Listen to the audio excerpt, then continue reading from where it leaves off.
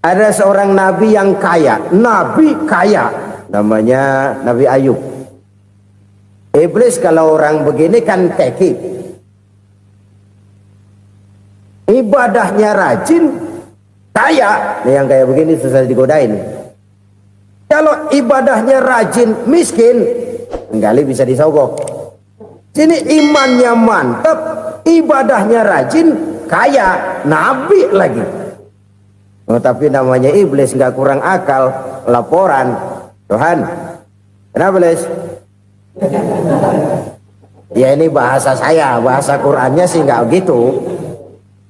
Itu hambamu yang namanya Ayub, dia rajin ibadah cuma karena dikasih kaya aja. Coba kasih miskin dia, berhenti dia sembahyang. Ah, kamu bisa aja. Saya tahu Ayub itu hambaku yang ikhlas. Saya buktiin Tuhan, silahkan. Dibuktiinlah, iblis turun ke alam ini. Yang mula-mula dia lakukan, dia rusak sawah ladang Nabi Ayub, dia binasakan binatang ternak Nabi Ayub, sehingga dalam waktu singkat jatuhlah Nabi Ayub dari orang paling kaya jadi orang paling miskin. Beliau masih ibadah di mihrab dalam masjid, datang iblis. Saudara Ayub, ya, lagi ngapain? Ibadah, nyembah Allah, nyembah Allah. Oh, percuma. Kenapa? Tuhan yang ente sembah nih, dia udah bikin miskin ente. Sawah ladang ente hancur lebur, binatang ternak binasa. Sekarang ente jadi orang paling miskin. Ngapain nyembah Tuhan kayak begitu? Tekor. Udah berhenti dah ibadah, berhenti ibadah. Ini iblis sama Tuhan lapornya lain, yang dikerjakan kepada Nabi Ayub juga lain. Benar begitu iblis, kata Nabi Ayub. Iya. Sawah ladang saya habis, buras. Binatang ternak saya binasa, binasa. Saya miskin, bangpak. Apa jawab Nabi Ayub? Bukan innalillahi, ini hebat. Alhamdulillahillazi a'tani wa akhza minni. Segala puji bagi Allah yang telah memberikan harta kepada saya dan sekarang mengambilnya lagi. Alhamdulillah. Allah yang ngasih, Allah yang ambil. Itu mah urusan Allah. Iblis cuman ibadah jalan terus, sujud lagi Nabi Ayub. Iblis seleher gondok banget. Dasar Nabi nggak mempan dia apa-apain. Miskin malah alhamdulillah. Allah yang ngasih, Allah yang ambil. Jadi kalau kita tidak komit, kita tidak terikat kepada kaya, miskin, senang, susah, apa yang bisa bikin kita susah? Jadikan kekayaan, kemiskinan, jadikan senang, susah sebagai anak buah yang bisa kita atur. Jangan kekayaan ngatur kita, jangan kemiskinan ngatur kita. Kita yang harus mengatur mereka. Senang, susah, kaya, miskin, bahagia, sengsara, jadikan itu anak buah yang bisa kita atur. Kalau sekarang kita kaya, lain saat boleh jadi kita miskin, semiskin-miskinnya. Allah yang ngasih, Allah yang ambil. Tenaga mana yang bisa menghalangi? Ibadah jalan terus. Iblis makin gondok. Dasar Nabi loh. Akhirnya apa? Nabi Ayub dikerjain, diberikan penyakit. Demikian fatal penyakitnya. Bayangin, udah miskin sakit. Masya Allah. Miskin sakit. Sakitnya nggak lama, kira-kira 16 tahun. Istrinya 3, 2 mental minta ceraiin. Ngerawatin laki bengek begini. Senang belum tentu, susah udah pasti nih. Cerai aja, cerai dah. Cerai. Tinggal satu Siti Rahmah yang setia menemani beliau. Sesetia-setianya hati perempuan. Satu saat Siti Rahmah bilang, "Bang, iya, abang kan Nabi, Bang. Lalu, namanya Nabi kan doanya jarang meleset, Bang. Maksud kamu minta kenapa sih sama Tuhan biar abang sembuh, baik dah, Bang?" Siti Rahmah, "Iya. Saya sakit berapa tahun sih dah?" 16 tahun, Bang. "Sebelum ini saya sehat berapa tahun?" "Ya kira-kira 60 tahun, Bang." "Nah, coba ente banding-bandingin, Rahmah. Saya dikasih sehat 60 tahun, dikasih sakit 16 tahun. Sudah nggak sabar mau doa kepada Allah minta sembuh. Saya malu kepada Allah. diuji dengan yang luar biasa seperti ini, tidak mengganggu stabilitas kehambaannya. Dia tetap menghamba kepada Allah Subhanahu wa ta'ala.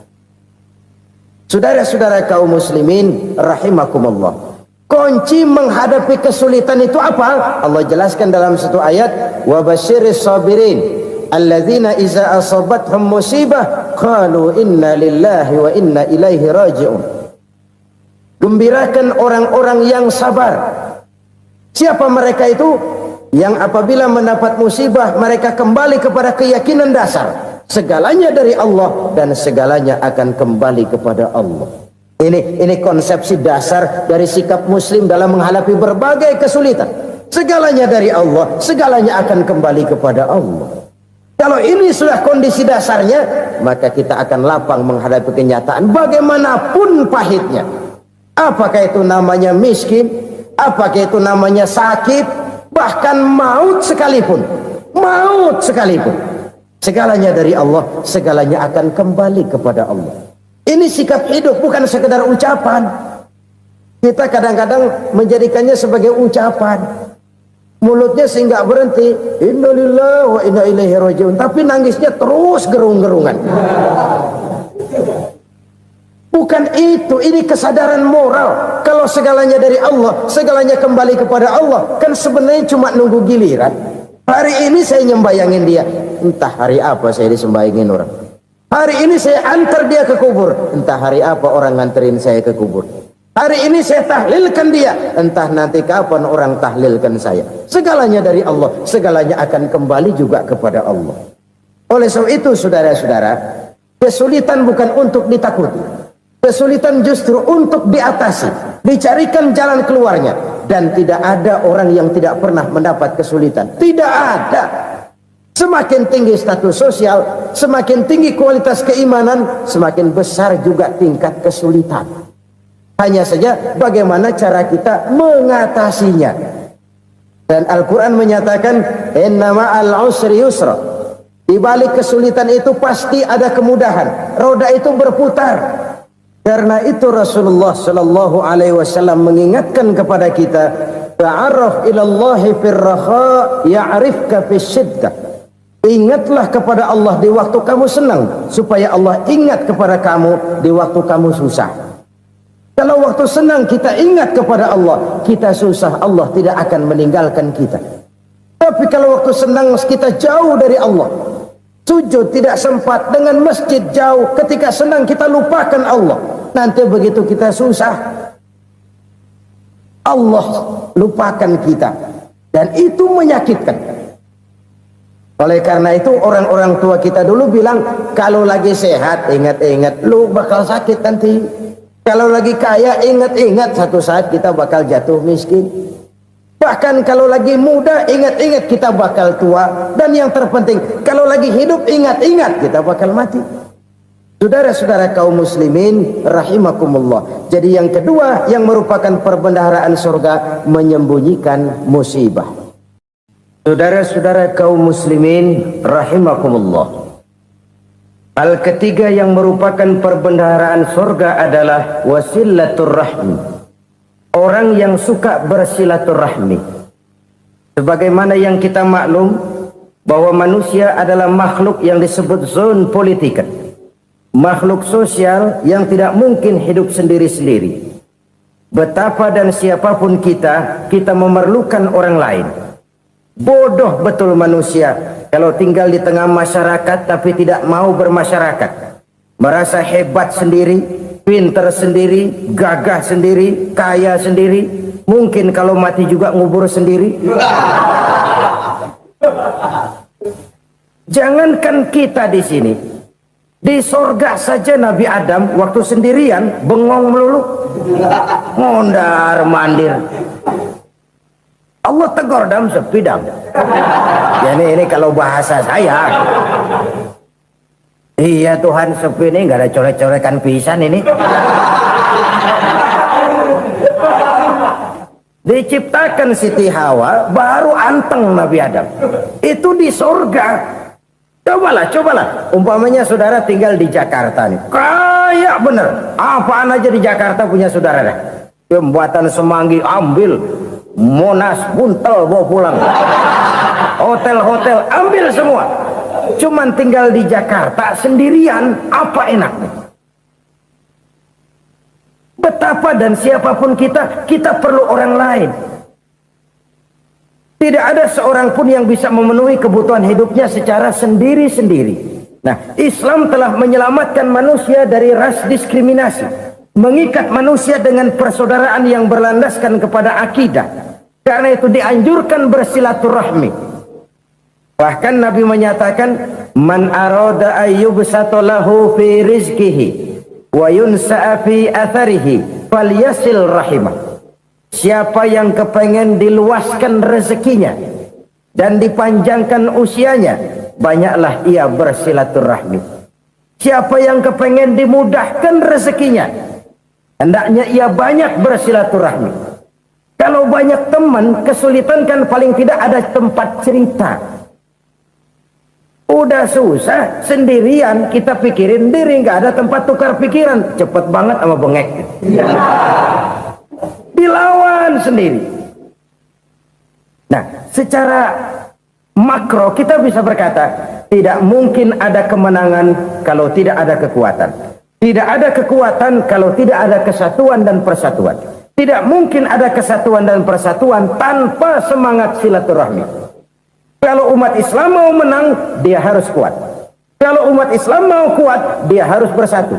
Kalau umat Islam mau bersatu, dia harus membudayakan silaturahmi ini. Bahkan sampai-sampai kata Nabi, kalau bisa cari nilai tambah. Apa? Silman qata'ak. Bersilaturahmilah kau kepada orang yang marah denganmu. Masya Allah, indahnya ajaran agama kita. Orang yang marah pun kepada kita, kata Nabi, kalau bisa bersilaturahmilah kepadanya, kepada orang yang marah itu. Di situ nilai tambah. Cuman jujur nih hadis, ngucapinnya gampang, ngamalinnya yang berat banget. Orang marah sama kita disuruh silaturahmi, ada apa sama lu? Lu marah, ada gua marahan lagi. Tunggu pikirin. Saudara-saudara kaum muslimin rahimakumullah. Tapi ini yang diajarkan, bahkan ini yang dicontohkan oleh baginda Rasul. Bagaimana begitu mudah, misalnya satu saat Abu Jahal ini ngatur strategi bagaimana bikin Muhammad celaka. Dia gali lubang di depan tempat tidurnya. Dia tutupin daun korma. Terus dia panggil seseorang, ke sini. Kasih tahu Muhammad, pamannya sakit keras, minta ditengokin. Berangkat orang ini ke sana. Muhammad, labbaik. Pamanmu sakit keras, dia minta ditengokin. Baik, saya akan datang menjenguk beliau. Berangkatlah Nabi ke rumah Abu Jahal tanpa prasangka apapun. Abu Jahal udah pasang setil, selimut 3 rangkap setengah dipakai, persis kayak orang meriang. Tapi sembari ngintip dari balik selimut, begitu Muhammad buka pintu, nah masuk perangkap nih. Muhammad jalan menuju tempat pembaringan. Makin lama makin dekat, makin lama makin dekat, makin dekat ke lubang yang dipasang oleh Abu Jahal itu. Dalam hati Abu Jahal, terus dah jatuh, mampus dah lo ini. Mampus lo hari ini. Apa yang terjadi? Malaikat Jibril datang. Muhammad, pamanmu cuma pura-pura sakit. Di depan tempat tidurnya ada lubang perangkap supaya kamu jatuh ke situ. Sudah, kamu pulang. Balik kanan Nabi. Sudah hampir jatuh ke lubang, balik kanan, pulang. Bayangin kecewanya Abu Jahal. Muhammad dikit lagi, Muhammad dikit lagi. Enggak paman, saya pulang aja. Emosi bangun dari tempat tidur, enggak sadar kalau lagi pura-pura sakit. Lompat ngejar Nabi, dia lupa dengan lubang yang dia gali. Usrak, nyemplung sendiri ke dalam lubang.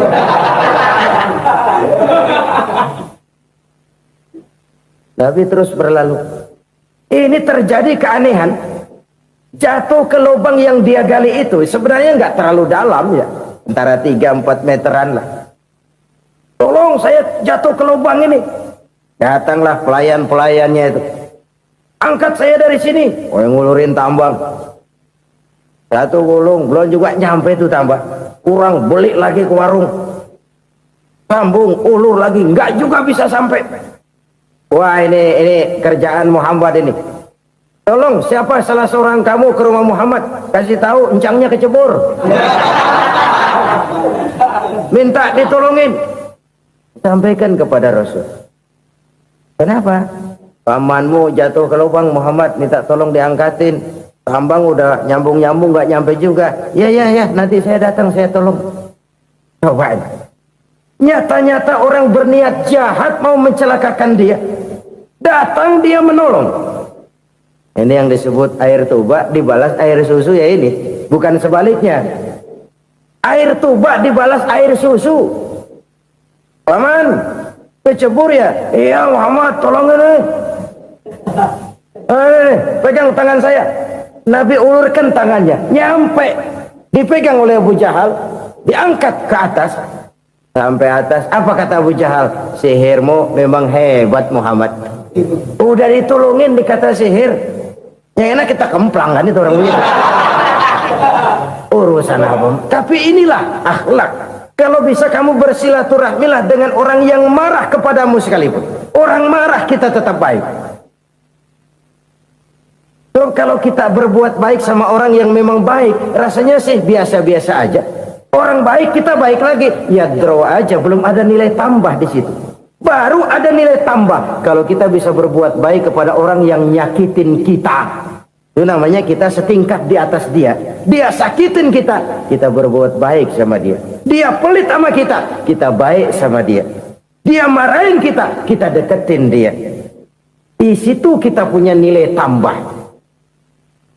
Jadi siapa yang ingin diluaskan rezekinya kata Nabi dan dipanjangkan umurnya, hendaklah ia banyak-banyak bersilaturahmi. Sederhana sebenarnya silaturahmi, tapi silaturahmi membangkitkan semangat kesatuan dan persatuan. Kesatuan dan persatuan melahirkan kekuatan. Dalam matematika 1 ditambah 1 pasti 2. Tapi di tengah masyarakat, 1 orang takut ditambah 1 orang takut, hasilnya jadi 2 orang setengah berani. Kenapa setengah berani? Karena udah berdua. Tadi pan takut sendirian. Kalau dia kumpul turu-turu takut lah jadi berani. Kita yang lemah, kita yang tidak berdaya, kita yang miskin, kalau mau kompak bersatu, apa yang nggak bisa kita kerjain? Apalagi tinggal di kota besar, pilihan cuma 2. Bertahan atau minggir. Bertahan atau minggir. Untuk bisa bertahan harus mampu bersaing. Untuk mampu bersaing harus punya keahlian. Keahlian harus ditunjang dengan pendidikan, ditambah oleh kekompakan sebagai umat. Udah miskin mencar mulu, orang injak gitu. Orang nggak pandang urusan apa yang malu. Oleh karena itu silaturahmi pada hakikatnya merupakan roh dari ukhuwah yang diajarkan oleh agama kita. Bagaimana Islam menyelamatkan masyarakat manusia dari ras diskriminasi, mengikat manusia, dan tidak ada persaudaraan yang lebih indah selain persaudaraan yang diikat dengan nilai-nilai akidah. Sepanjang orang di jalan Allah, itulah saudara kita. Keluar dia dari jalan Allah, selesailah persaudaraan sampai di situ. Karena itu, kalau ingin menyimpan sesuatu di surga, banyaklah bersilaturahmi. Datang ke rumah ini, datang ke rumah itu, dan lain sebagainya. Itu simpanan kita di akhirat nanti. Ini yang ketiga. Saudara-saudara, yang keempat, perbendaharaan surga itu apa? Wa qawlu la hawla wa la quwwata illa billah. Ucapan la hawla wa la quwwata illa billah. Ibadah kan ada yang berat, modalnya besar. Bangun masjid berat, modalnya besar. Bangun rumah sakit berat, modalnya besar. Ada ibadah yang berat tapi modalnya ringan. Misalnya puasa. Puasa itu berat, mengendalikan nafsu. Kalau sekedar nggak makan nggak minum sih enteng, mengendalikan nafsu. Itu jihad terbesar, tapi kan modalnya ringan, cuma niat saja. Ini ibadah berat, modalnya ringan. Ada ibadah yang ringan, modalnya juga enteng. Seperti termasuk ucapan la haula wa la quwwata illa billah. Tanpa sadar, la haula wa la quwwata illa billah, nyelengin tuh di surga. Nyelengin kita nggak terasa, nyelengin simpenan akhirat. La haula wala quwata illa billah, nyimpen lagi. Kaget, la haula wala quwata illa billah, nyimpen lagi. Banyak simpenan. Walaupun sebenarnya yang dimaksud di sini adalah kesadaran batin bahwa tidak ada daya dan kekuatan kecuali Allah. Itu intinya. Kita memulai pekerjaan disunahkan baca bismillah, kan begitu. Apa itu? Kesadaran moral bahwa ini saya bisa kerjakan. Saya kerjakan ini dengan menyebut nama Allah. Kenapa? Kalau Allah tidak memberikan daya dan kekuatan, mana mampu saya kerjakan ini. Maka saya kerjakan ini dengan menyebut nama Allah. Bismillah. Kesadaran moral. Manusia hanya wajib berusaha, tapi nggak pernah wajib berhasil. Banyak hal-hal yang kalau kita renungkan secara rasio nggak mungkin, tapi jadi kenyataan. La haula wala quwata illa billah. Tidak ada daya dan kekuatan kecuali bagi Allah semata-mata. Kesadaran moral akan kelemahan dan keterbatasan makhluk bernama manusia. Kadang kita kagum dengan otak, tapi kita sering lupa sama yang bikin otak. Padahal bagaimanapun hebatnya otak, yang bikin otak pasti lebih hebat dari otak. Nggak percaya, silahkan otak-otakan. Inilah kecenderungan.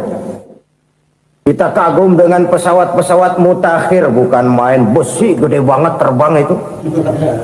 Alangkah hebatnya. Lalu apa yang bikin otak tidak lebih hebat dari itu semua? Kita puji laut, apa yang bikin laut tidak lebih hebat dari laut itu? La haula wala quwata illa billah. Tidak ada daya dan kekuatan kecuali Allah. Apa yang bisa kita lakukan kalau tidak karena daya dan kemampuan yang diberikan oleh Allah kepada kita? Lahirlah sikap tawadu, rendah hati, tidak melonjak menjadi angkuh dan sombong, sadar akan kelemahan dan keterbatasan diri sebagai makhluk yang diciptakan oleh Allah Subhanahu wa taala. Jadi satu sisi ini ucapan yang berpahala, la haula, jadi wiridan. Pada sisi lain ini kesadaran moral, sikap mental, kesadaran batin bahwa yang punya daya dan kekuatan itu cuma Allah. Kita nggak pantas untuk sombong, sebab sombong itu pakaiannya Allah. Kita nggak sedang pakai pakaian Allah, kegedean. Dan makin kita renungi, makin terbentur. Apa sih yang bisa kita sombongin? Kita mau sombong apa? Kaya, pintar, itu kan semua relatif. Di atas langit masih ada langit lagi. Jadi oleh karenanya, marilah kita menyadari, manusia hanya wajib berusaha, tapi tidak pernah wajib berhasil. Yang berusaha saja tidak wajib berhasil, apalagi yang tidak berusaha. Islam bukan agama orang pemalas yang selesai sholat lalu ngelohom, nggelenggem ayem-ayem. Tapi Islam bukan agama orang sombong yang setelah berusaha lalu tidak memerlukan Allah. Kita bisa saja bikin proyeksi, tahun sekian kita bakal panen besar menurut perhitungan otak. Tapi ada kejadian lain. Apa? Tikus ngambek. Habis itu dimakanin tikus, panen gagal. Proyeksi rasional gagal oleh tikus-tikus yang ngambek itu. Bisa saja terjadi. Tahun depan kita panen besar, urung. Kenapa? Musim panas panjang. Dan sekarang ini koran-koran bikin berita musim mengalami penyelewengan. Bukan cuma manusia yang nyeleweng sekarang. Musim pakai nyeleweng. Mestinya kan musim hujan udah selesai, masih hujan-hujan juga. Musim. Nah sekarang kita boleh bikin proyeksi, kita bakal panen besar. Tahu-tahu musim panas panjang, sawah retak, air kering. Cari teknokrat yang paling botak, suruh pendekin tuh musim panas. La haula wala quwata illa billah. Inilah kesadaran moral. Saudara, saya teringat satu saat ada seorang konglomerat. Umurnya ya kira-kira 70-an. Satu saat dia ditanya oleh wartawan, "Pak, umur Bapak berapa sih?" "Ya, paling 10 tahun." 10 tahun? 10 tahun? Anak Bapak berapa orang? Aduh. Satu saja? Satu. Harta bapak berapa? Ya paling-paling bangsa 7 juta kali. 7 juta? Iya. Pak, kenapa bapak bohongi saya? Bapak punya buku biografi, koran-koran, majalah-majalah banyak memuat cerita riwayat hidup bapak. Saya tahu umur bapak 70. Kenapa bilang cuma 7 tahun? Saya tahu anak bapak 8. Kenapa cuma bilang 1? Saya tahu harta bapak miliaran, mungkin triliunan, pabrik di mana-mana, bank di mana-mana. Kenapa bilang uang bapak cuma 7 juta? Nah, kata si konglomerat tadi, kamu benar nak, kamu benar. Umur saya kalau jumlahnya memang 70 nak. Cuman ingat-ingat saya, baru 7 tahun terakhir ini saya sujud. Baru 7 tahun terakhir ini saya berusaha dekat dengan Allah. Saya laksanakan perintahnya, saya jauhi larangannya. 7 tahun inilah rasanya yang ada nilainya di hadapan Allah. Yang 63 tahun matong, kelabu, kelem umur gue. Habis untuk maksiat, untuk munkarat. Maka ketika ditanya tadi, umur saya 7 tahun itu. Oh begitu Pak. Oh iya. Lalu anak Pak, anak bapak kan 8. Kenapa bilang cuma 1? Nah, kalau jumlah hitungannya memang anak saya 8. Tapi dari 8 orang ini rasanya cuma 1 nih yang bakal jadi buah hati, belahan jantung, pelanjut cerita, penerus sejarah, bakal jadi anak soleh yang akan mendoakan saya. Cuma 1 rasanya anak saya ini yang bakal jadi buah hati saya, besar-besaran saya, yang akan mendoakan di kubur saya, yang akan mendoakan di akhirat saya. Yang 7 orang mana? Masya Allah, yang satu tenggeng, yang satu nyekek botol ngolo, yang satu nggak karu-karuan. Makanya saya bilang 1 anak saya yang akan bisa mendoakan saya. Oh begitu Pak. Iya. Nah harta Pak, harta bapak kan triliunan, pabrik bapak di mana-mana, uang bapak hampir di tiap bank-bank besar. Kenapa bilang cuma 7 juta? Betul kau nak. Harta saya kalau jumlahnya memang miliaran, triliunan mungkin. Tapi yang saya ingat baru 7 juta tuh yang saya belanjakan di jalan Allah. Saya nyumbang masjid, saya santuni yatim piatu, saya bantu pembangunan pesantren, saya bantu pembangunan rumah sakit Islam. Itu yang akan saya bawa pulang ke akhirat, yang 7 juta itu. Yang triliunan itu nanti akan diperebutkan oleh anak-anak saya sebagai waris saya. Jadi harta saya 7 juta itu yang bakal nemenin saya di akhirat, yang akan saya bawa pulang jadi teman saya. Saudara-saudara kaum muslimin, jangan-jangan orang tua itu adalah kita-kita ini. Jangan-jangan kita-kita ini adalah orang tua itu. Jangan-jangan itu potret dari diri kita masing-masing. Dari sekian umur yang diberikan Allah, berapa tahun yang ada nilainya di hadapan Allah?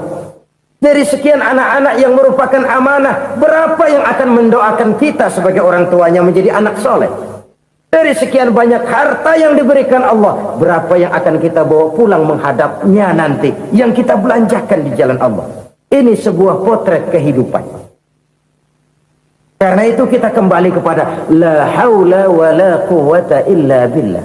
Kita wajib berusaha, kita wajib berikhtiar. Selebihnya segala daya dan kekuatan hanya milik Allah saja semata-mata. Satu kesadaran batin dari setiap pribadi muslim.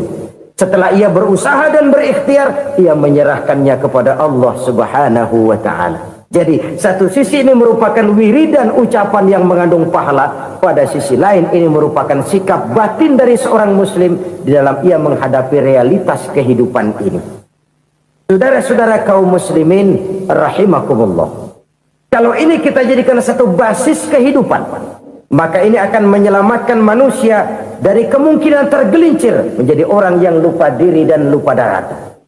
Sebab itu Imamul Ghazali berpesan, jadidis safinah fa innal bahra amiq wa khuziz zad fa inna safara ba'id wa khaffifil hamla fa innal hamla sadid.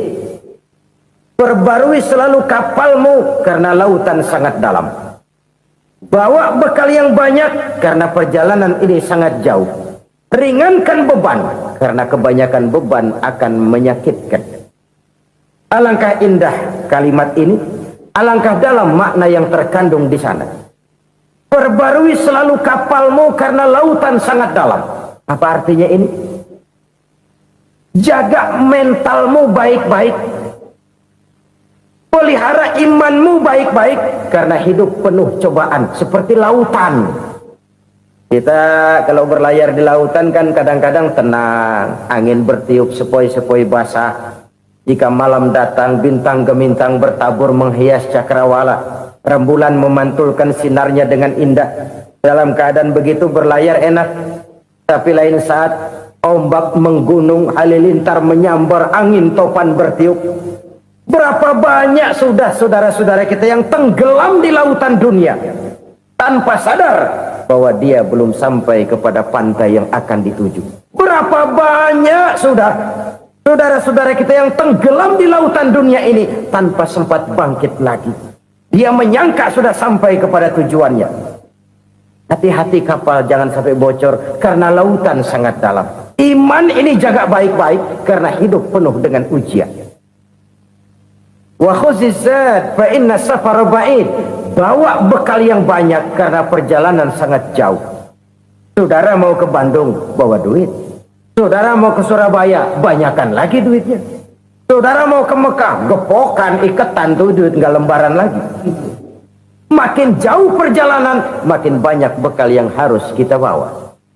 Kalau saudara dari Jakarta mau ke Surabaya, kagak bawa duit berangkat juga, itu sih bukan berani namanya, nekat. Sampai Surabaya belum tentu, sengsara di jalan udah pasti. Kenapa? Nggak bawa bekal berangkat. Sama juga kita nih, misalnya belum sempat sembahyang, mati. Waduh, berani banget orang. Belum punya bekal, mati. Sengsara di jalan. Atau bekal tidak cukup. Dari Jakarta saudara mau ke Surabaya, bawa duit 500 perak. Paling jauh Cikampek nyampenya itu. Paling jauh itu. Antara jauhnya perjalanan dengan bekal yang saudara bawa tidak seimbang. Hidup ini perjalanan panjang, a walking tour. Dimulai dari alam arwah, sebelum jasad diciptakan, roh diciptakan lebih dulu. Dari situ pindah ke alam rahim, dari alam rahim pindah ke alam dunia, dari alam dunia pindah ke alam barzah, baru menuju akhirat. Satu perjalanan panjang. Kalau bekal tidak bawa, sengsara di jalan. Bawa bekal yang banyak karena perjalanan ini sangat jauh.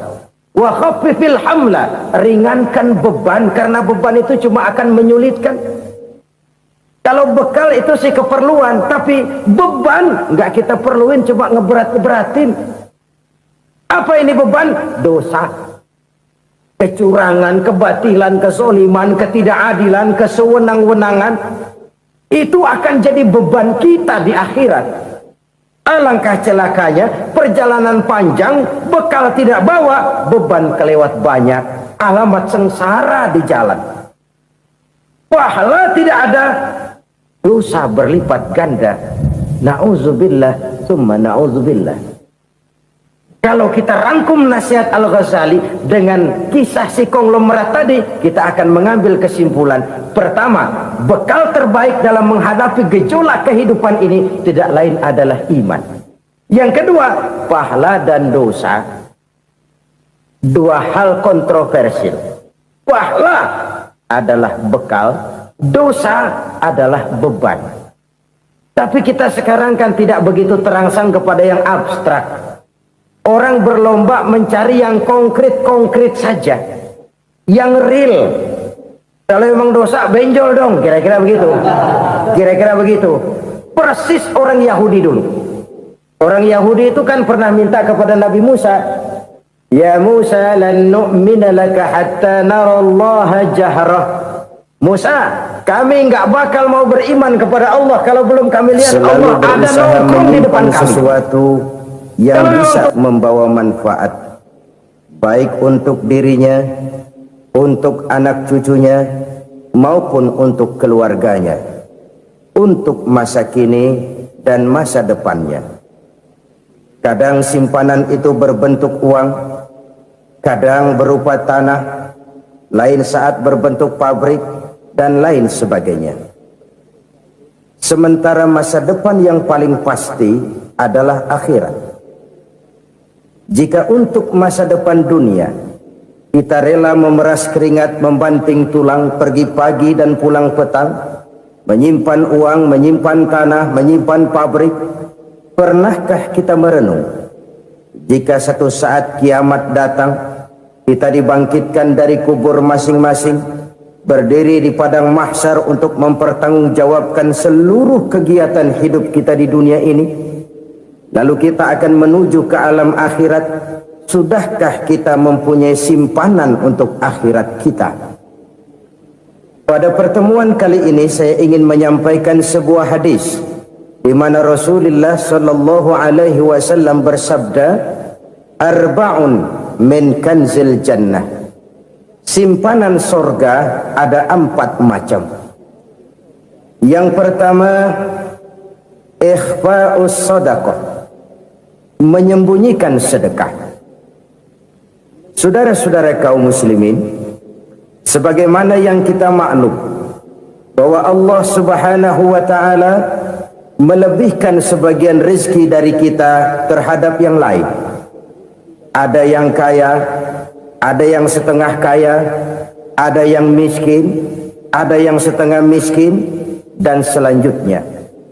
Ada yang gajinya kecil tapi penghasilannya gede. Ada yang penghasilannya gede tapi nggak punya gaji. Ada juga yang memang gajinya gede dan penghasilannya gede. Kelebihan rezeki merupakan sunnatullah dan tidak harus membuat kita merasa lebih dari yang lain. Bahkan sebaliknya, kelebihan itu harus membuat kita ringan tangan untuk menolong mereka yang memang memerlukan pertolongan.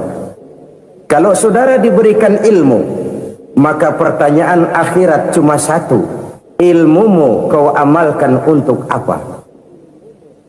Kalau saudara diberikan umur yang panjang, pengadilan akhirat juga bertanya satu: umurmu kau habiskan di mana? Tapi kalau saudara diberikan harta, pengadilan akhirat akan bertanya dua: hartamu kau dapat dari mana? Kau belanjakan kemana? Dari mananya ditanya, dan kemananya juga ditanya. Oleh karena kita akan dimintakan pertanggungan jawab, maka amanah yang bernama harta ini harus kita gunakan dengan sebaik-baiknya. Ada penggunaan yang merupakan kewajiban, itu zakat namanya. Ada penggunaan yang sewaktu-waktu, itu infak namanya. Ada yang lebih sewaktu-waktu lagi, dan itu sedekah namanya.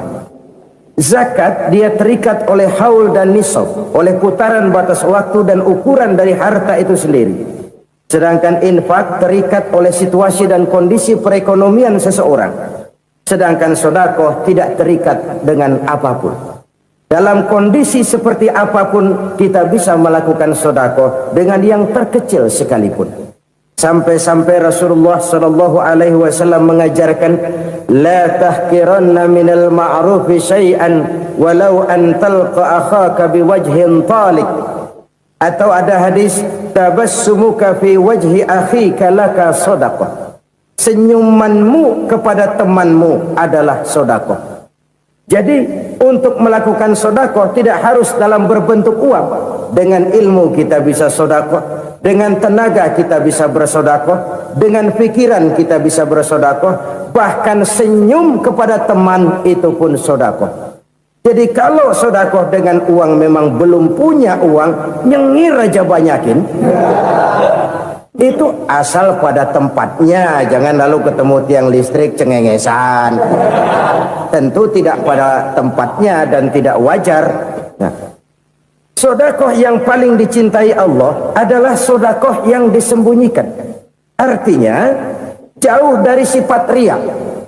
Kan kadang-kadang ada orang sedekah itu disebutkan namanya. Apa tidak bagus? Kalau memang niatnya ikhlas, ya bagus-bagus saja. Untuk memberikan sugesti kepada yang lain. Di Fulan bin Fulan nyumbang sekian, diumumkan. Boleh kalau niatnya untuk memberikan rangsangan kepada yang lain supaya dia menyumbang lebih besar dari orang tadi. Tapi kalau itu mendatangkan ria, maka sodakoh yang paling dicintai Allah adalah sodakoh yang disembunyikan. Tangan kiri saja tidak tahu apa yang diberikan oleh tangan kanan. Sodakoh yang dilakukan dengan ikhlas akan merupakan perbendaharaan surga, tersembunyi dari pandangan orang lain, tidak seorang pun tahu. Karena memang sikap yang baik adalah melupakan kebaikan dan mengingat kesalahan. Itu salah satu ciri orang bahagia. Orang yang selalu mengingat kesalahannya dan berusaha melupakan segala kebaikannya. Kalau dia akan berada kebaikan, dia tidak bisa ikut, dia merasa rugi karena dia merasa belum pernah berbuat baik.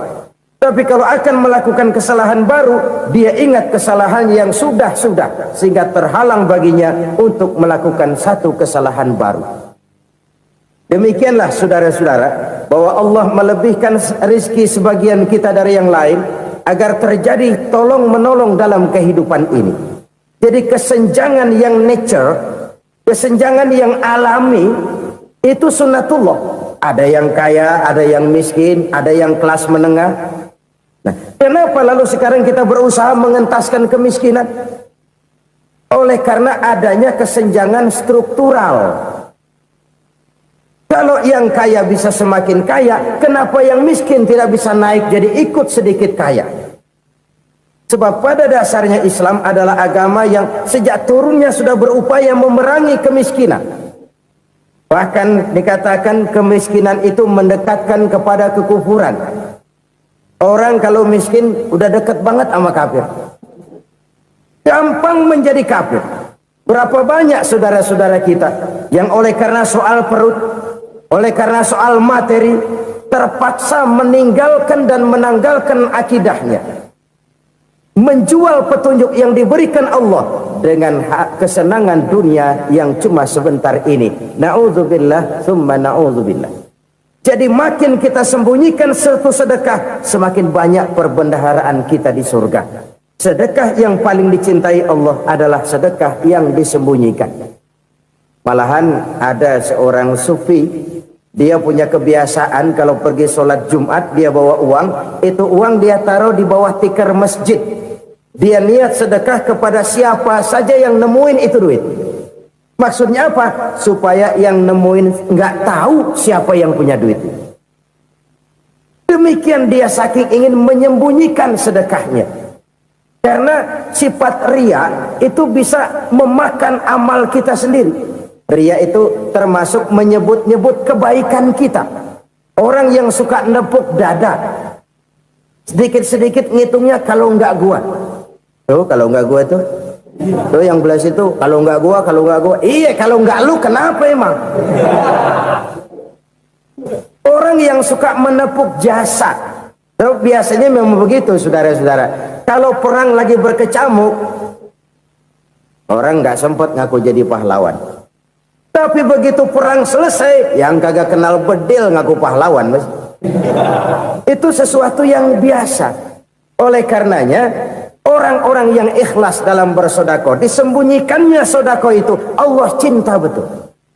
Malahan ada hadis memberikan jaminan, inna sodaqatal mar'il muslimi tazidu fil umri wa tadfa'u mitata su'i. Sesungguhnya sedekahnya seorang mukmin tazidu fil umri, bisa menambah umur panjang, wa tadfa'u mitata su'i, dan menyelamatkan manusia dari mati secara su'ul khatimah. Jadi siapa yang kepengen panjang umur, banyaklah sedekah. Yang bosan hidup, pelit terus.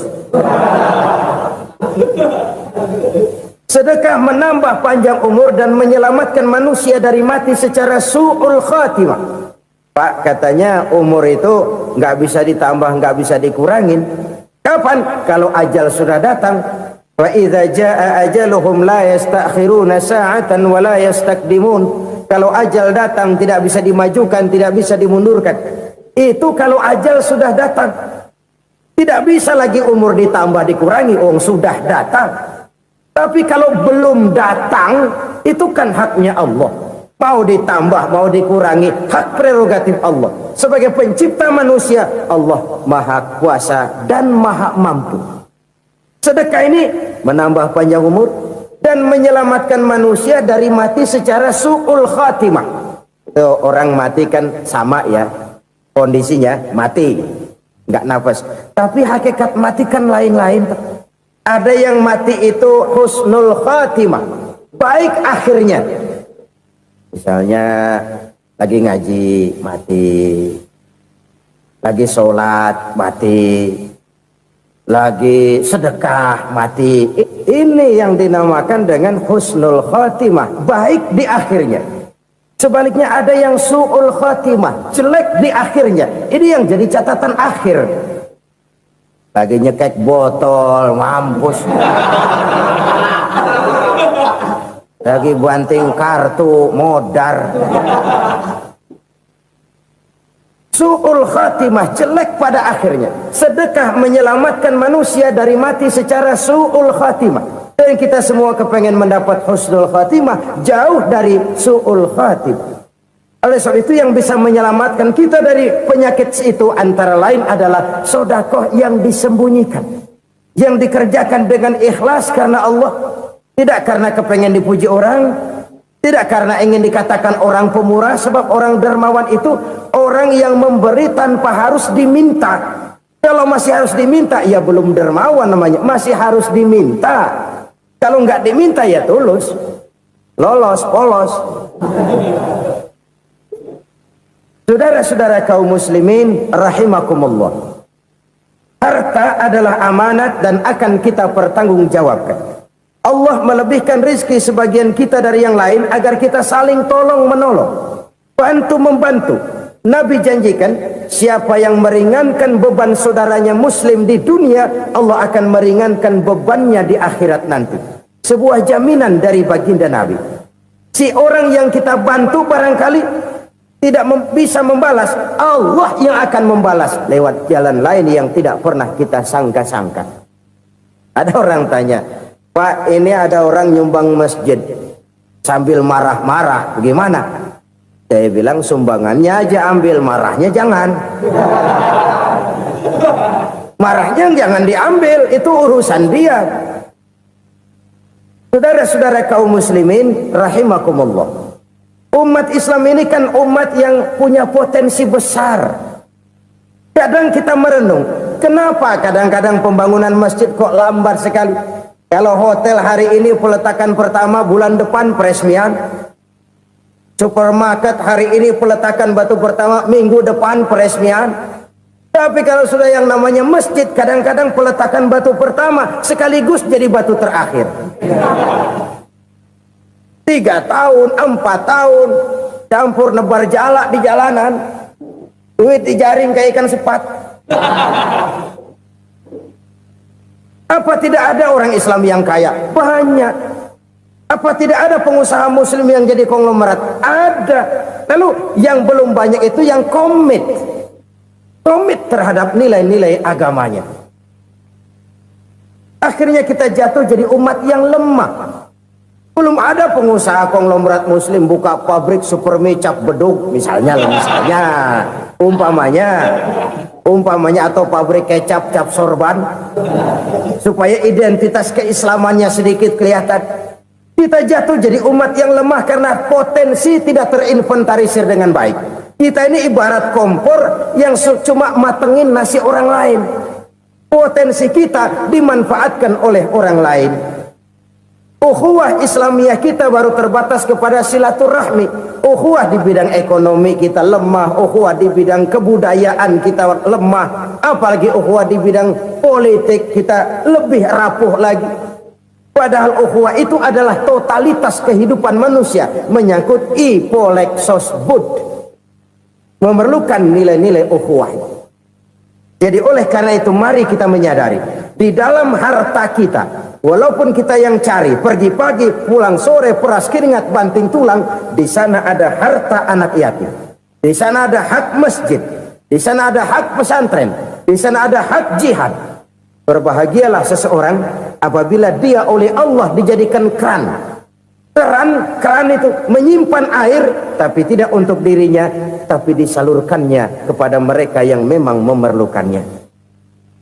Saudara-saudara kaum muslimin rahimakumullah, ini yang pertama. Jadi perbendaharaan surga adalah menyembunyikan sedekah. Orang lain nggak tahu, kita pun nggak pernah ngitung-ngitung. Kita anggap lewat begitu saja, padahal itu deposit akhirat. Satu. Yang kedua, perbendaharaan surga itu apa? Wa kitmanul musibah, menyembunyikan kesulitan. Kadang orang takut menghadapi kesulitan, tapi makin kita merenung, hidup ini kan sebenarnya urusan. Takut sama urusan, ya jangan hidup. Tandanya orang hidup itu kalau punya urusan. Urusan melupakan problem, problem sering menimbulkan kesulitan. Kesulitan bukan untuk ditakuti, tapi untuk diatasi dan dicarikan jalan keluarnya. Siapa sih orangnya yang nggak pernah sulit-sulit? Makin tinggi status sosialnya, makin gede urusannya. Makin tinggi kualitas imannya, makin berat tingkat kesulitannya. Cuma memang yang namanya enak itu seperti pelangi. Biang lala itu nggak pernah di atas kepala kita, di atas kepala orang melulu. Lo sih enak lo, kata kita. Dia juga bilang yang enak kan lo. Pelangi itu nggak pernah di atas kepala kita. Kata tukang beca, aduh enak ya naik Mercy. Kata tukang beca, apa yang di dalam mobil Mercy? Aduh enak bener tukang beca, di jok ngeringkuk ngorok pules bener. Saya kamar pakai AC sejuk, tempat tidur sutra empuk, alga spring bed, gula kulik nggak bisa pules kalau belum minum Valium, belum tidur. Enak bener tukang beca, di jok ngorok nggak tahu wetan kulon. Si tukang beca bilang yang di Mercy enak, yang di Mercy bilang tukang beca enak. Inilah enak, nggak pernah di atas kepala kita, di atas kepala orang lain melulu enak itu. Nah, saudara-saudara, yang merupakan perbendaharaan surga itu orang yang bisa menyembunyikan kesulitan, baik pribadi ataupun rumah tangga. Nih terutama rumah tangga yang jadi soalnya. Kadang-kadang kita ini kalau senang, sebaliknya kalau senang kita diam, kalem aja, cuek. Banyak banget duit kita bawaan, diam aja udah. Malah ketemu orang takut. Tapi begitu susah, sekampung tahu. Padahal Nabi mengajarkan perbendaharaan surga itu menyembunyikan musibah, menyembunyikan kesulitan. Kalau enak, cerita sama orang-orang. Kalau nggak enak, rasain sendiri, tekan sendiri, atasin sendiri. Kita kan sebaliknya. Senang kita diam, asal lagi susah, paling tidak kita nyari teman buat cerita kesusahan. Siapa orangnya yang nggak pernah susah? Cuma soalnya bagaimana kita mengatasi kesusahan itu sendiri.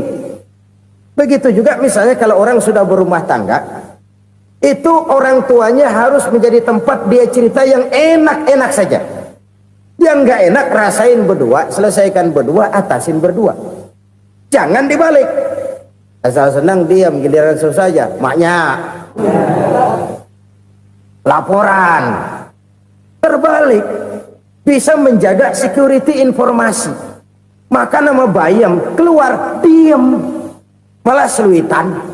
Enak amat lo makan daging ayam. Security informasi.